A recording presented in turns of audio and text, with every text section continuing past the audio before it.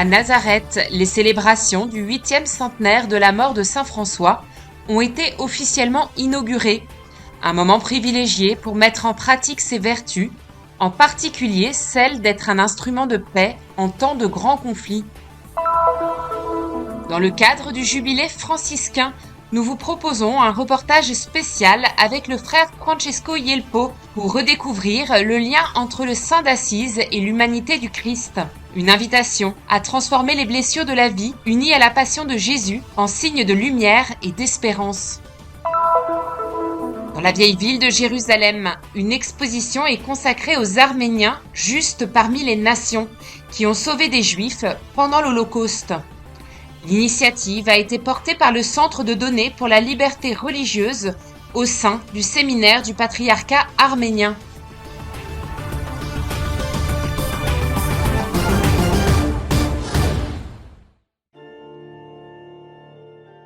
La custodie de Terre Sainte, en union avec l'ensemble de la famille franciscaine, a célébré le 8e centenaire de la mort de Saint François d'Assise dans différents lieux saints. À Nazareth, l'inauguration officielle a eu lieu le dimanche 19 avril à la basilique de l'Annonciation, avec la célébration de la messe, présidée par le frère Francesco Yelpo, custode de Terre Sainte. Parmi les nombreux concélébrants venus de la région, figurait Monseigneur Rafik Nara, évêque auxiliaire du patriarcat latin de Jérusalem pour la Galilée, le frère Voshech Bolos, gardien de la basilique de l'Annonciation, ainsi que le curé de la paroisse latine, le frère Amjad Sabara. La participation des membres des communautés religieuses et civiles locales a été importante.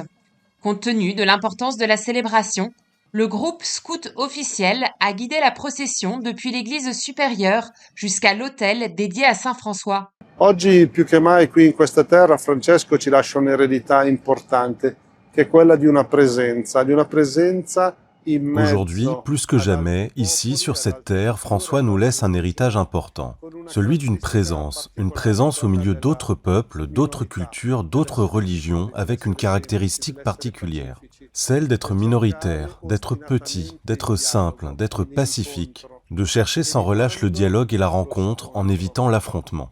Sa force est la paix, sa force est l'amitié, sa force est l'humilité, sa force est l'amour. C'est le désir que tous les hommes soient sauvés, que tous les hommes trouvent le Seigneur Jésus, que tous les hommes aient une vie pleine et heureuse, et seul le Seigneur Jésus peut leur donner une telle vie. Que tutti gli uomini possano incontrare il Signore Gesù, che tutti gli uomini possano avere una vita piena, felice, e soltanto il Signore Gesù può darti una vita così. Ainsi, Saint François, par sa vie, continue de nous parler en ces temps complexes et difficiles, indiquant le chemin de l'amour, du pardon et de la réconciliation. Francesco oggi ci dice che la via della perfetta letizia è ancora possibile. Saint François nous dit aujourd'hui que le chemin vers la joie parfaite reste possible si nous gardons dans nos cœurs cette paix, si essentielle pour vivre nos relations avec tous les hommes, même dans les difficultés, même lorsque nous sommes rejetés et persécutés. Ainsi, cette année n'est pas seulement là pour dire « comme Saint François était admirable », mais pour devenir comme lui, devenir saint comme lui, pour vivre l'Évangile comme lui chaque jour dans notre vie quotidienne.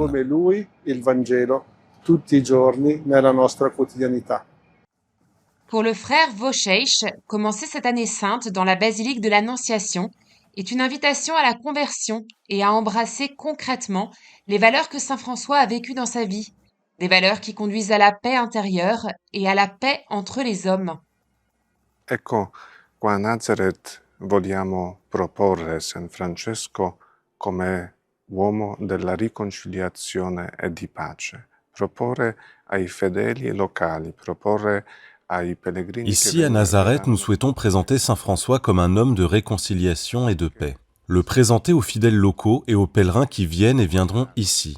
Car nous sommes convaincus que son idéal, sa vie et sa spiritualité peuvent contribuer au salut de nombreuses âmes en Terre Sainte. La terre de notre Seigneur Jésus-Christ où il a vécu et surtout ici, en ce lieu où il s'est incarné.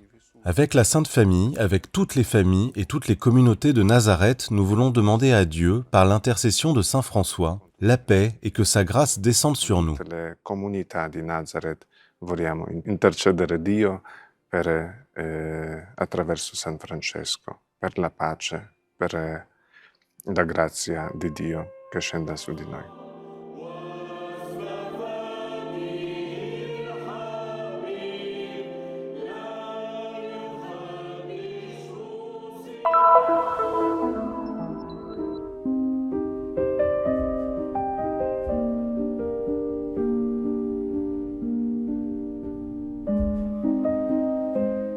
Francesco, meditando la passione di nostro Signore Gesù Cristo, si scioglieva in lacrime perché si immedesimava con quella passione. La Via Crucis non è soltanto un fare memoria degli eventi. François, en méditant la passion de notre Seigneur Jésus-Christ, fondait en larmes parce qu'il s'identifiait à cette passion. Le chemin de croix n'est pas seulement un souvenir des événements de la passion de notre Seigneur Jésus-Christ. Le chemin de croix est avant tout un chemin, une route. Parcourir le chemin de Jésus en s'identifiant à lui.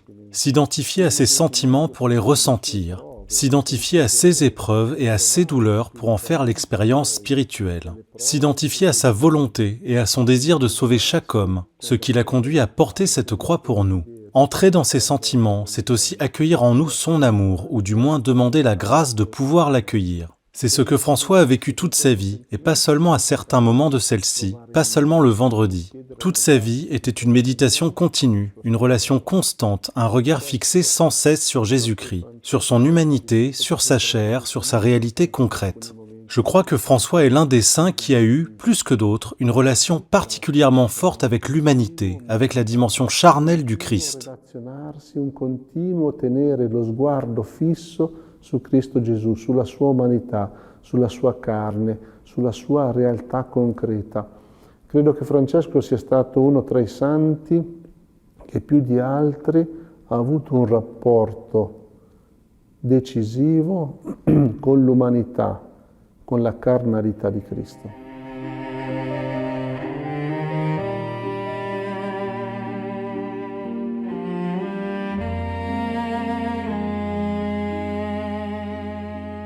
Se guardiamo a quel dialogo tra il crocifisso e Francesco in quella chiesetta di San Damiano, collocato in un momento particolare della sua vita, il momento della ricerca vocazionale, di quella ricerca, di quell'inquietudine. Si nous regardons le dialogue entre le crucifié et Saint François dans l'église de San Damiano à un moment particulier de sa vie, celui de sa recherche, de sa quête vocationnelle, de son inquiétude intérieure, le crucifié lui dit « François, va et répare ma maison qui, comme tu le vois, tombe en ruine. » Se tenir devant le crucifié, chercher à se retirer dans des lieux déserts. Il aimait ces lieux solitaires, petits, cachés, pour écouter une autre voix, la voix qui donne sens à notre vie. Comment faire cela aujourd'hui dans le bruit de nos villes, dans le chaos de nos vies? François nous enseigne que partout, en tout lieu et en toutes circonstances, il est toujours possible de créer une petite cellule intérieure, une petite chapelle intérieure, une petite église dans notre cœur. Je me suis toujours demandé ce que cela voulait dire concrètement pour moi. Et pendant mes longues années à accompagner des pèlerins en Terre Sainte, on arrivait souvent dans des lieux essentiels, importants, comme le Saint-Sépulcre ou la basilique de la Nativité. Quand il y avait beaucoup de pèlerinages, il fallait parfois attendre 2 heures avant de pouvoir entrer quelques secondes seulement dans le lieu de la résurrection du Christ. Et pendant ces 2 heures, avec le nombre croissant des groupes qui attendaient, il y avait toujours beaucoup de confusion. Des groupes aux intérêts et aux sensibilités différentes, beaucoup de bavardage. Et j'avais l'impression de gaspiller cette occasion unique. Et puis ton tour arrivait, et c'était l'occasion de ta vie de passer 2 ou 3 secondes dans le tombeau, mais tu arrivais distrait. En réalité, on pense souvent que le contraire de la distraction, c'est l'attention, le fait de se concentrer davantage. Donc, je dois être plus attentif, mais en fait, le contraire de la distraction, c'est l'attraction. Et on ne combat pas la distraction en se concentrant plus, en faisant plus d'efforts ou en menant un plus grand travail ascétique sur soi-même, mais en se laissant attirer par lui. Ainsi, pendant ces heures d'attente et de marche, parfois marquées par des bousculades et par ceux qui tentent de passer devant en jouant des coudes, au grand agacement des autres, l'essentiel consistait à garder le regard fixé sur Jésus et sur le but de notre démarche, en nous laissant accompagner par la lecture de l'Évangile, en gardant toujours vivante une attirance, un élan vers le Christ Jésus. L'une des plus grandes aides consiste à apprendre à cultiver le silence même au cours de la journée, même dans le métro ou les transports, à certains moments. Le silence nous fait peur, nous n'y sommes plus habitués, nous sommes toujours en train de regarder une vidéo, toujours occupés à une activité. E allora quel silenzio diventa un silenzio pieno, diventa un silenzio dove io vivo quella parola, sentirci dire va e ripara la mia casa. Abbiamo bisogno di sentire sempre una voce che ci chiama alla missione, che ci chiama a un compito. Ciascuno avrà il suo, ma soltanto rispondendo ciascuno al proprio compito, ciascuno alla propria missione, ciascuno alla propria vocazione, che salveremo il mondo.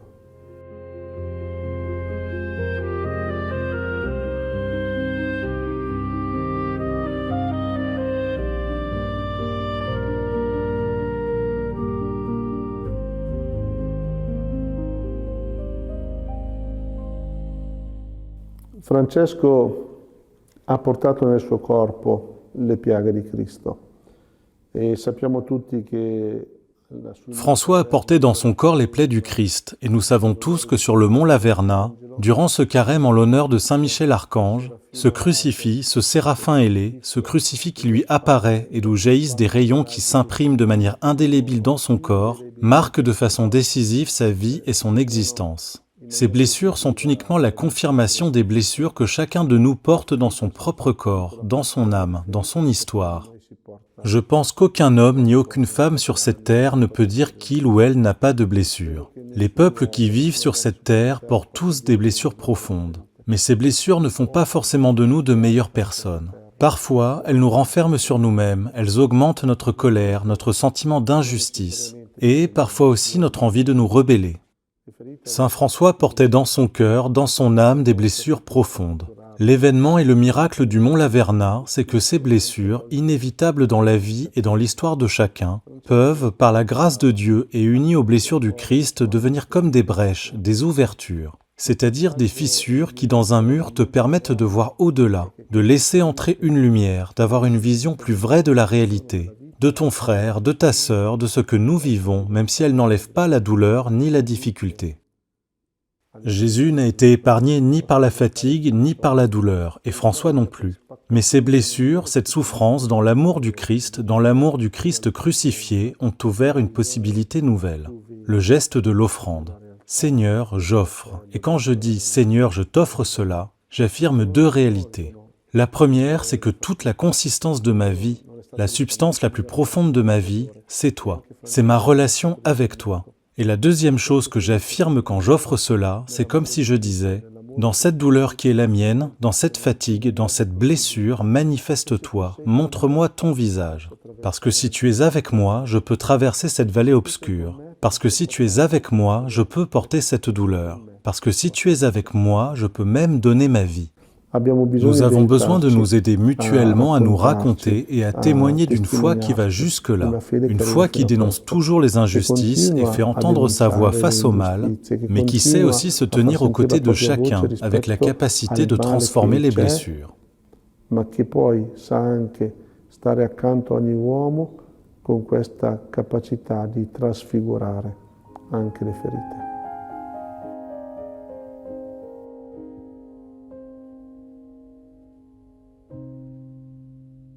La morte di Francesco, di cui questo anno ricorre... La mort de Saint François, dont on commémore cette année le 8e centenaire, reflète en quelque sorte la mort d'un homme qui s'est entièrement confié et abandonné.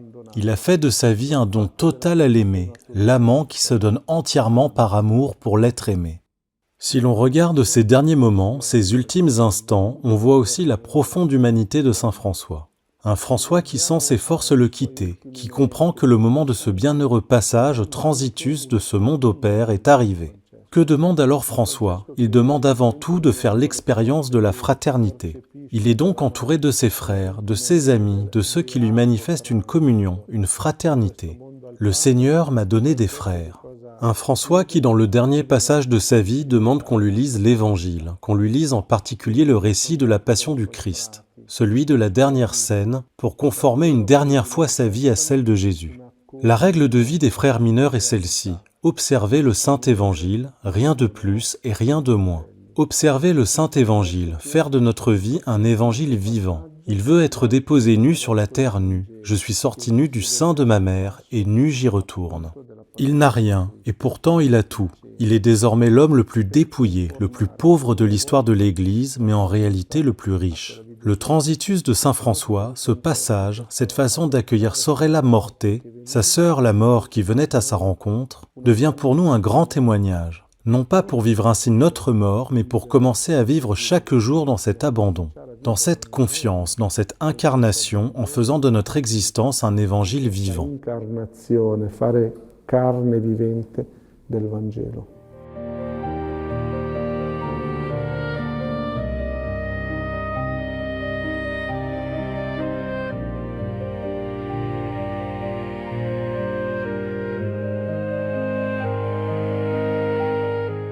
Tutta la nostra vita è un continuo passaggio, ma questa è la condizione di ogni battezzato, di ogni uomo.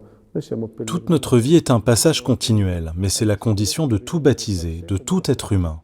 Nous sommes des pèlerins de passage sur cette terre. Même lorsque nous demeurons toute notre existence dans la même ville, le même lieu ou la même maison, les événements que nous traversons, les rencontres que nous faisons et le cours de notre vie relèvent d'un mouvement continu, d'un passage ininterrompu. Nous avons connu des moments de gloire, de résurrection, mais comme sur le mont Tabor, ces moments sont toujours temporaires. La tentation est toujours la même, vouloir figer ces instants, à l'image de Pierre, Jacques et Jean qui proposent de dresser 3 tentes. Pourtant, Jésus invite à redescendre.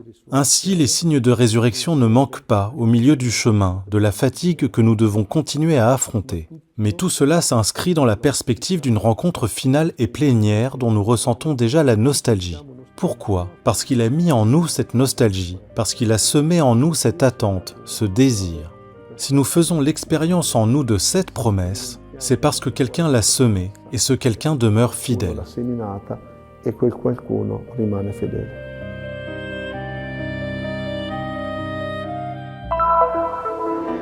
Dans la salle du séminaire du patriarcat arménien, dans la vieille ville de Jérusalem, s'est tenue le 14 avril une exposition riche de sens intitulée « Les Arméniens reconnus juste parmi les nations pour avoir sauvé des Juifs pendant l'Holocauste durant la Seconde Guerre mondiale ». L'exposition a été organisée par le Centre de données pour la liberté religieuse à l'occasion de la commémoration de l'Holocauste. Nous avons décidé de faire quelque chose qui ne se limite pas seulement aux moments de difficulté, mais qui parle aussi du bien, car même si nous sommes une organisation d'urgence, nous avons un lien avec les chrétiens. C'est une occasion de dire « Écoutez, il y a des Arméniens, un peuple dont peu connaissent le courage et le sacrifice accompli pour sauver les Juifs. » J'ai constaté une grande ignorance parmi le public israélien quant à l'identité des chrétiens. Les gens connaissent mal la communauté chrétienne en Israël et éprouvent souvent de l'hostilité envers le christianisme, à cause de tout ce qui s'est passé dans l'histoire. Concernant les raisons de son engagement bénévole dans cette exposition, le rabbin Meir déclare « D'abord, pour adresser un message aux juifs religieux les plus observants parmi lesquels je vis, afin qu'ils découvrent d'autres réalités et que les cœurs puissent se rapprocher, dans un esprit de respect mutuel et sans hostilité. » L'importance de cette exposition tient d'abord à son existence même, mais aussi au fait que des membres de la société civile aient choisi de faire connaître ces récits ici, en Israël, précisément à l'occasion du jour de la mémoire de l'Holocauste. Des histoires d'Arméniens qui ont aidé et sauvé des Juifs. Nous présentons ici une petite partie des histoires de ceux qui, sans aucun intérêt personnel, ont risqué leur vie pour sauver des Juifs. L'exposition présente des panneaux d'information consacrés à des Arméniens reconnus comme justes parmi les nations, titre attribué en Israël aux non-juifs ayant durant l'Holocauste risqué leur vie pour sauver des Juifs. Les documents exposés retracent les histoires d'Arméniens qui ont aidé des Juifs en les cachant, en leur fournissant de faux papiers ou en facilitant leur fuite des zones de danger. Le parcours est enrichi par la projection de témoignages vidéo émouvants de survivants qui confère à l'exposition une forte dimension humaine.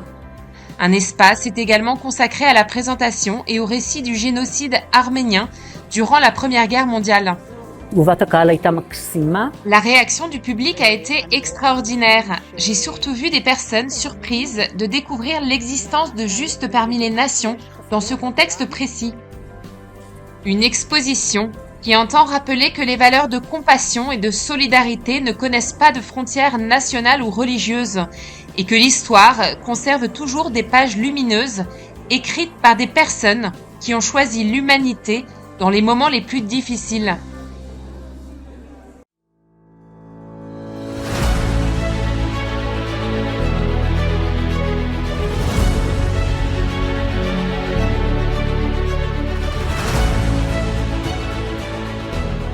Faites un geste de solidarité et soutenez la mission de la custodie de Terre Sainte.